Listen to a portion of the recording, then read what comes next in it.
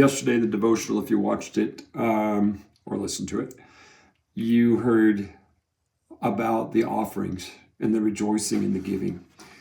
And so today we want to stay on the same theme a little bit, but not on the rejoicing aspect, although we should always give rejoicing. But I do want to talk about something that Jesus brought up in the context of the message of the Sermon on the Mount. And we're going to read in Luke chapter 6. And as I do, let's just read the scriptures and then we'll talk a little bit more about this. Give, and you will receive. Your gift will return to you in full, pressed down, shaken together to make room for more, running over and poured into your lap. The amount you give will determine the amount you get back. Now, this scripture here is often misused by those that would preach a gospel of prosperity in your life and saying, the more you give, the more God gives you, and you're going to get rich and stuff. That's not what he's saying. See, again, God always looks at our heart, and as he does, he's saying, as you look at what you do when you give to God, you're going to receive that much more.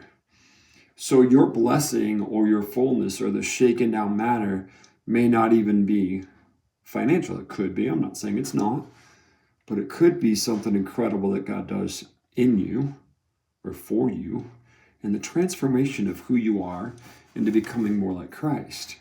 So you see, the thing is that God's always looking at our heart.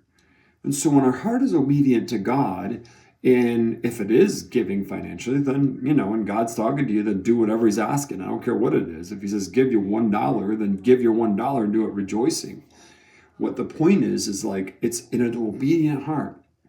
And whenever we act in obedience to what God says, there is always a blessing that comes back from that. God rewards obedience.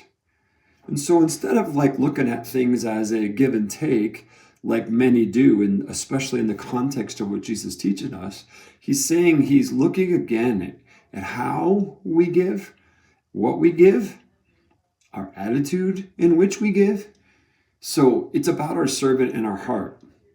So my challenge to you is not hey, let's see how much money you can give to the church this week. Not at all. It's are you willing to pray and give whatever God asks in whatever context he asks, in any way that he asks? Do it rejoicing and do it to the full.